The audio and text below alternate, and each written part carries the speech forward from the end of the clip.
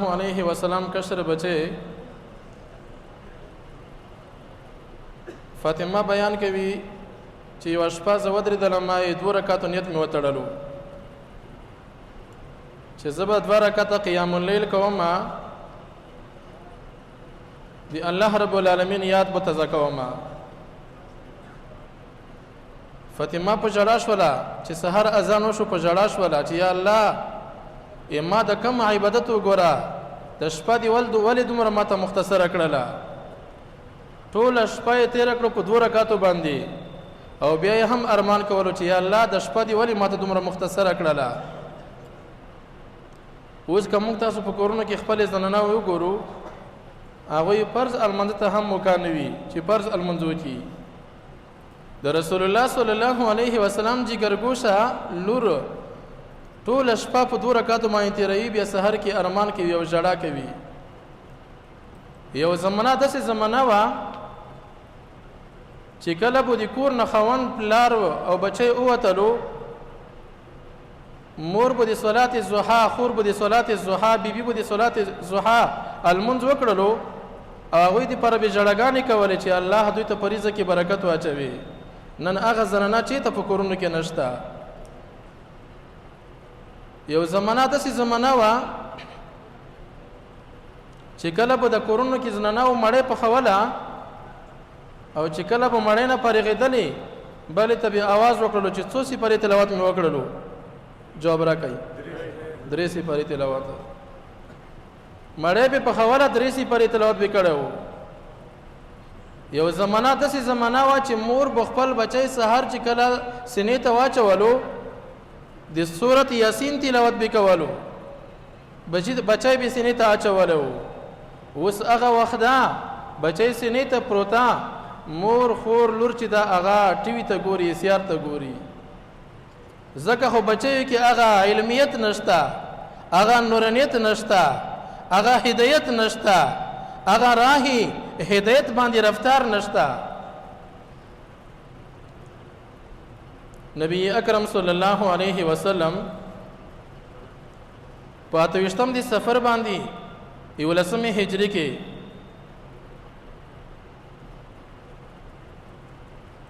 مقبره طرف ته لاړلو ا مقبره ولې ته سلام واچولو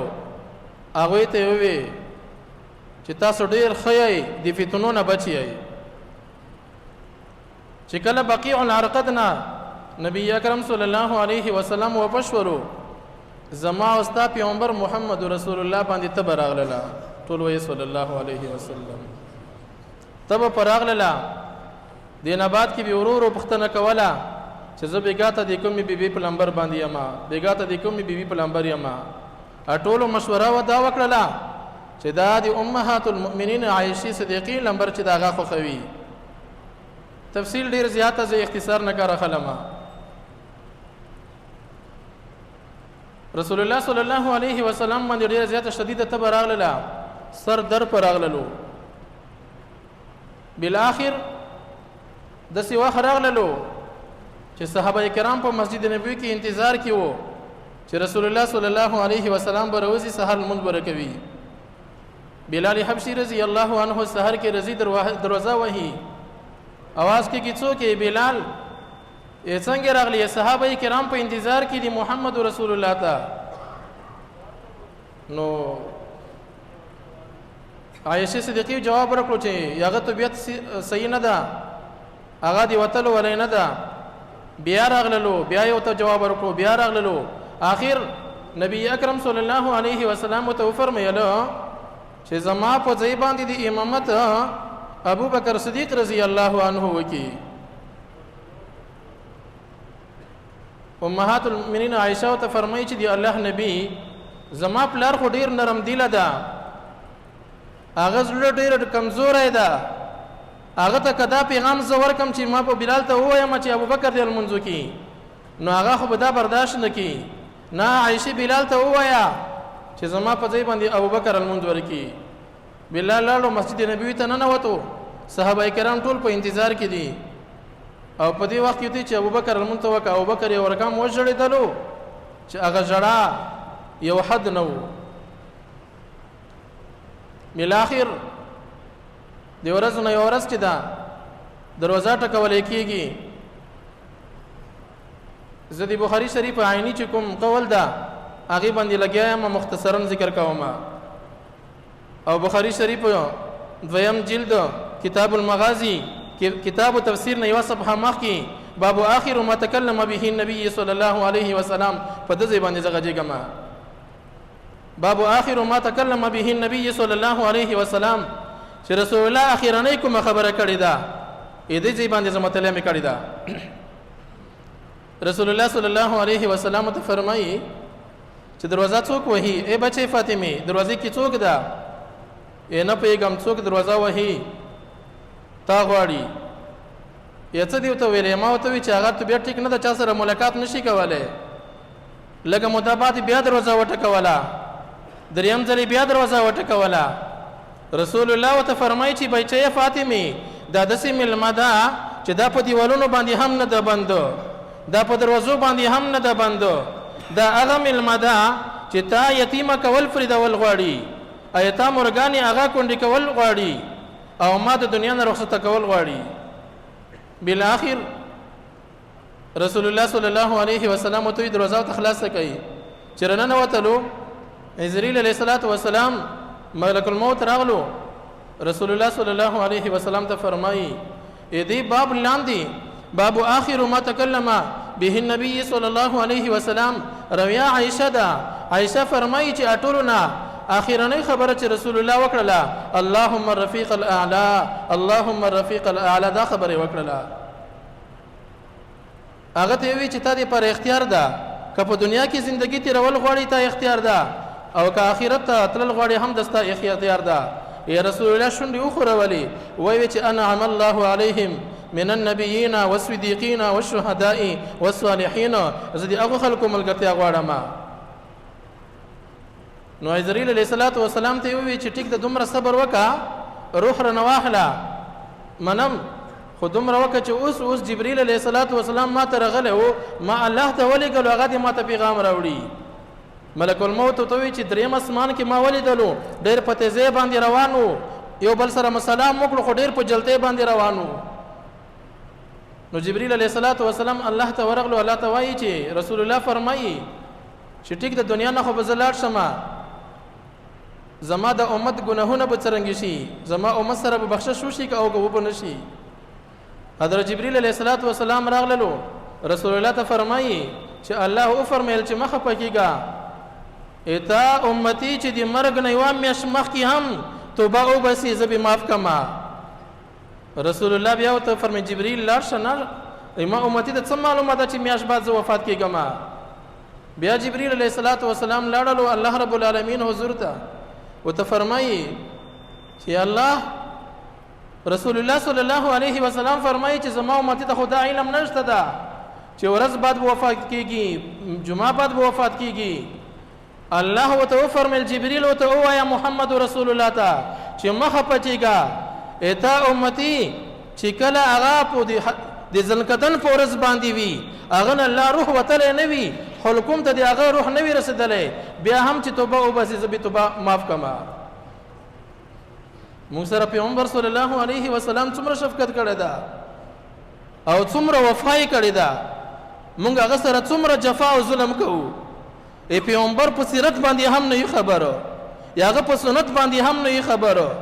یا هغه په تکلیف باندې هم نه یې خبره. مونږ تاسو نه هغه حیوانات چې هغوی کې شعور نه و هغوی ډېره مینه کوله. طبراني په معجم کبیر کې لیکلي دي چې رسول الله د حرم نه وتلو مخامخ یوه ونه وه، ونه کې مار و چې وتلو مار اواز وکړو چې پیغمبر لږ صبر وکړه لږ صبر وکړه. مار هغه مرغۍ راغلله ونې نه راکوزه شوله، رسول الله پاڼې راواخیستې مخوکې کې اوچتې کړلې روی یې غورځولې هغې نه مار وغورځېدلو. رسول الله په حرم کې و، ورته معلومه نه وه چې زما پڼو کې مار نتلی ده. هغه مرغه هم کو په دې باندې ګواه وګوره چې د پڼې ته څه نتلی ده، جواب راکړئ مار نتلی ده. رسول الله صلی الله علیه وسلم باغ کې و، یو اوښ نیونی شوی و، ملک نه تخولو، هېڅ چاته به مخ ته نه ورتللو، خلک به تخولو. باغ مینځ کې زما ته پیغمبر محمد رسول الله صلی الله علیه وسلم وکتلو چې وای کتلو هغه اوخ ورغلو رسول الله ته په خپو کې وغورځېدلو ولغړېدلو وایي چې دغه ملک په ما باندې ظلم کوي ته د الله نبی په ما رحم وکړه یا مې ملک نه خلاص کا یا هغه ته ووایه چې ما ته پوره خوراک راکوي ملک یې راوغوښتو چې دا اوخ په ما خرڅ کا یا نه زما زندګي په دې باندې ده یا ښه چې څومره خوراک ورکوي مغومره بیا مزدوري هم پکوه چې څومره مزدوري پکوي مغومره خوراک هم ورکوه یې بالکل صحیح ده دغه شانتې روایت د میخې بارې کې هم راغلی دي رسول الله صلی الله علیه وسلم روان ده ابو جهل لاره کې ورته مخې ته شولو ته د اسمان او د ځمکې حالاتو نه خبرېږي او الله ما خبروي جبريل ما ته راځي لاس کې پټ شپږ وړې وړې شګې نیولې وي کته رښتونه دي الله نبی وي دا ما ته وښیه زه ته وښیم که خپل اقرار وکړي خپل په اقرار وکړي لاس کې شپږ شګې وي هر یوې شګې ویلو اشهد ان لا اله الا الله وان محمد رسول الله ابو جهل وایي ته څومره لوی جادوګري چې کاڼي دې هم پګو خبرو باندې راوستلو زمونږ تاسو پیغمبر محمد رسول الله چې د حیواناتو هم پیژندلو نباتاتو هم پیژندلو مار هم پیژندلو خو موږ تاسو نه د پیژندل اوسه پورې رسول الله صلی الله علیه وسلم اسرائیل علیه السلام توای ملک الموت چې بس اوس زما ارمان پوره شولو امت باره کې ډیر غمخوار ومه کار شروع کا څرنګه دستا خوخه وی کوا ملک الموت چې کله روح قبض کوي بیا په دې ټیم کې رسول الله وتوای اے ملک الموت ته په زما امتیانو سره هم دومره سختی کوي لکه ما سره دی وکړه ملک الموت توای چې وایا یې دومره سختی نور هم رسره وکا د دینه زیاته نور هم رسره وکا خو خیال کوا زما امتیانو سره دومره سختی ونه کی چې کله هغه نه روح قبض کوي پیغمبر څومره مشفق او مکسره او څومره مهربان او مکسره او موږ دی هغه باره کې سوچ فکر هم نه کړي یا هغه په حالات مدني زندگی کې مکی زندگی کې ټول بدن چهره یې په وینو باندې رنګ شوی ده خو موږ فکر نه کړي رسول الله صلی الله علیه وسلم لور فاطمه یو تربیت پلار ور کړو چې کله یوړل علی کورته رضی الله عنه رسول الله د مخام په ټیم کې ورغلو مزدګار کې چې لوري فاطمه یا د شوی می کورته سره لاړه شه یا ابا جان په لاره کې خلک ډیر دي مزدګارای ده مخام به د سره لاړه شه مخام راشه رسول الله صلی الله علیه وسلم مخام کې ورغللو بیا لورو توایي چې ابا جانا مسخوتان به د سره لاړه شم په د خلک په لاره کې ډیر زیاتی مسخوتان بیا ورغللو بیا وتوایي چې لګ د نواخ شي د سره لاړ بشما خو یو شرط می ده ما چې بیاي ما سره ابو جوړه علی رضی الله عنه هم بیاي امي خوند زه یوازې نه در سره زما بالکل می خوخه ده مسخوتان المنځنه بعد کې سید الکونین شفیع المذنبین رحمت للعالمین محمد رسول الله صلی الله علیه وسلم بچی کورته ورغللو چې بس روانېږي تیار یم رسول الله صلی الله علیه وسلم روان ده ورپسې جوخته لور فاطمه روانه ده دریم نمبر کې علی روان ده رسول الله مخ واړولو چې ای لوري فاطمه رسته شه الرجال قوامون علی النساء سړی مقدمي په خځو باندې دا خو دستا خوند هغه مخ کې کا ته ورسته شه څومره عجیب جواب ورکوي یا ابا جانا خیر د کاغه ورسته ده خوان می د هر څه منما خو د دې وجه نه می هغه ورسته کړی ده که تا په قدم باندې زه قدم ولګوم پروا نشته ما په قدم باندې به علي قدم ولګوي سحر کې به خلکو ته دا پته نه لګېږي چې په دې لاره باندې هم د محمد رسول الله بچی تېره شوې ده عجیب تربیت یې ورکړی لورانو ته عجیب تربیت ورکړو نن زما او ستا په کور کې چې د بچی تربیت نشته هغه مشکل په ما وتا کې دي چې خپلو بیبیانو ته خپلو لورانو ته د محمد رسول الله صلی الله علیه وسلم د سیرت او د صورت بیانات نه کوو هغه زناناوې هغه د نزک بدن ولې زناناوې هغوی سره د غربت زندگی وه ما او تا سره د فراخۍ زندگی ده هغوی سره سهولیات نه وو ما تا سره سهولیات شته بالاخر رسول الله صلی الله علیه وسلم چې کله وفات شو هغه د صحابه کرامو حالات هغه ډیر طویل دي ابو بکر په کوم حالات کې وو عمر په کوم حالات کې وو عثمان په کوم حالات کې وو علی المرتضی په کوم حالات کې وو هغه تصور انسان نشي برداشت کولای بالاخر ابو بکر نه و چې کله خبر شو راغللو رسول الله صلی الله علیه وسلم کمرې ته ننوتلو قبله بین عینیه رسول الله دواړو سترګو منځ په ټنډه باندې ښکل کړلو ابو بکر په حالات وفات کې ښکل کړلو علي رضی الله عنه روایت کې راځي چې کله قبر ته رسول الله کې دوره شو علي فرمایي چې اخیری کې زوم د قبر کې چې د قبر نه یو आवाज واوریدلو څه مې واوریدو چې ورنږدې شولم د محمد رسول الله په د قبر کې شونډې خوندې خورځېدلې یا ښه ورنږدې شولم وایي چې اللهم اغفر لامتي اللهم اغفر لامتي په قبر کې هم وایي چې الله زما امت ته بخښنه وکړي الله زما امت ته بخښنه وکړي اذن کدن حالات وګوره د امت غم ورسره قبر کې ګوره حالات امت غم ورسره او ګوره په حشر په میدان کې هم یو ډله به جوړه شي داسې جمعواري به جوړه شي چې دا المېره سترګه به دومره نږدې شي چې د انسانانو د بدنونو نه به د خیلو په ځای باندې وینې روانې وي خلک به تنګ شي چاته ورشو آدم علیه صلات وسلام ته هغه به عذر وتي نوح علیه صلات وسلام ته هغه به عذر وتي ابراهیم علیه السلام ته هغه به عذر وتي ورپسې لاړ شه نور تفصیلوار بالاخر آخر کې به لاړ شي چاته محمد رسول الله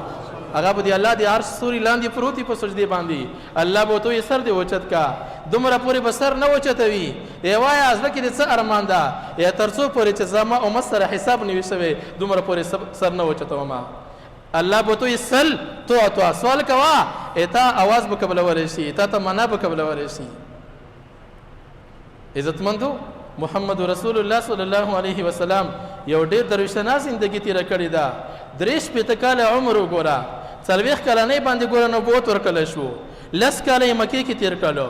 13 کاله یې مدینې منورې کې تیر کړلو هغه په 23 کالو کې هغه څومره زندگی تیره کړې ده یا هغه چې کومه رڼا مشرق مغرب جنوب شمال ته افقو ته رسېدلې ده او زما او تا زندگی وګوره داسې حالات ما او تا سره نشته چې الله ته یې مخې ته کړو چې الله ما ته او تا ته صرف جنت درکړي دې وجې نه عزتمندو موږ نن 15مې ورځې آخري سبق وو اختصار به زه کوم چې روژه ده او تاسو به روژه ماتې هم وړئ نو که آینده دپاره بیا مو کوه د مشرانو طرف نه حکم و انشاءالله بیا به هم تاسو موږ د رسول الله صلی الله علیه وسلم د حالاتو نه خبرو او الله رب العالمین دی اولا په دې باندې ما ته که کمیزه تیر نشوي وي الله نه معافي غواړم بیا تاسو نه معافي غواړم او ثانیا دی الله اول ما ته بیا ټولو ته عین عمل په نصیب کړي دعا وکړئ درود شریف وایي اللهم صل علی محمد النبي الامي وعلى اله وصحبه اجمعين مجلس دعا توکل آمين الحمد لله رب العالمين والعاقبة للمتقين والصلاة والسلام على سيد المرسلين سيدنا ونبينا وشفيعنا ومولانا محمد وآله وأصحابه أجمعين لا إله إلا الله الحليم الكريم سبحان الله رب العرش العظيم الحمد لله رب العالمين أسألك موجبات رحمتك وعزائم مغفرتك والغنيمة من كل بر والسلامة من كل إثم لا تدع لنا ذنبا إلا غفرته ولا هما إلا فرجته ولا مريضا إلا شفيته ولا دينا إلا أديته ولا حاجة هي لك رضا إلا قضيتها يا أرحم الراحمين اللهم صل على محمد صلاة تنجينا بها من جميع الأحوال والآفات وتقضي لنا بها من جميع الحاجات وتطهرنا بها من جميع السيئات وترفعنا بها أعلى الدرجات وتبلغنا بها من أقصى الغايات من جميع الخيرات في الحياة وبعد الممات يا الله زموږ وړ غټ ګناهونه معاف کړي یا الله صغیره کبیره ګناهونه معاف کړي یا الله د رحمتونو دروازې خلاص کړي الله د عذابونو دروازې بند کړي یا الله تمام مریضانو ته شفای کامله عاجله روحاني جسماني ظاهري باطني شفا نصیب کړي الله مردگان د اسلام ټولو ته مغفرت بخښنه نصیب کړي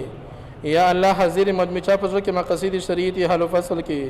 یا الله موږ ډېر خطاکار او ګناګار یو یا الله د محمد رسول الله د سیرت او د صورت برکت نه الله زموږ تمام خطاګانې معاف کړي الله زموږ تمام ګناهونه معاف کړي یا الله د چا والدین وفات وي الله د هغوی قبرونه منور وګرځوي الله هغوی ته بخښنه و نصیب کړي الله چې د چا مور وفات وي خوږه مور الله د هغوی قبر د نور نه ډکي الله چې د چا والدین حیاتي یا الله دغه سورې موږ نه لري ما کې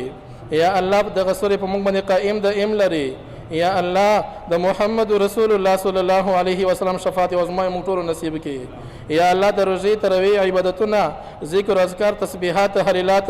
د الله په دربار کې د قبولیت ولې وګرځوي یا الله څومره کسان چې اول نه تر اخیره پورې دلته ناست دي یا الله ټول ته د محمد رسول الله شفاعت نصیب کړي یا الله د حوض کوثر او به ته نصیب کړي یا الله د محمد رسول الله مینا زمونږ په بدن کې راولي الله اقوال او افعال او احوال کې راولي الله موږ په کورونو کې راولي الله زمونږ مشران دیندار کړي الله زمونږ کشران دیندار کړي الله زمونږ کورونو کې بیبيان دیندار کړي وصلى الله تعالى على خير خلقه محمد وآله وأصحابه أجمعين برحمتك يا أرحم الراحمين. الله دا ټول نه اعتکافونه خپل دربار کې قبول مقبول منظور وګرځوي یا الله دې هغوی زره د افغانستان لپاره امت مسلمه لپاره مسلمانان لپاره د قبولیت ور وګرځوي الله ته رحمت برن په قدر د حاجت نازل کړي وصلى الله تعالى على خير خلقه.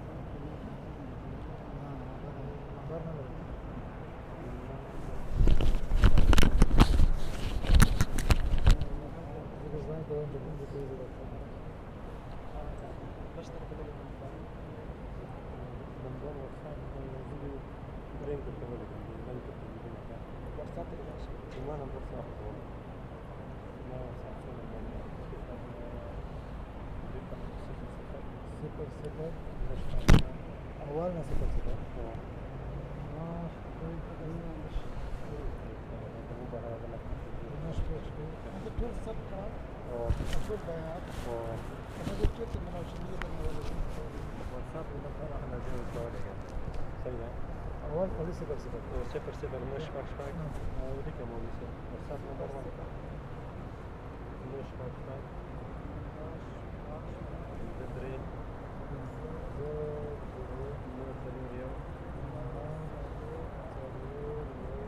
مش فيك سلوريو واتساب نمبر مخ نهوي صفر صفر صفر صفر مستمر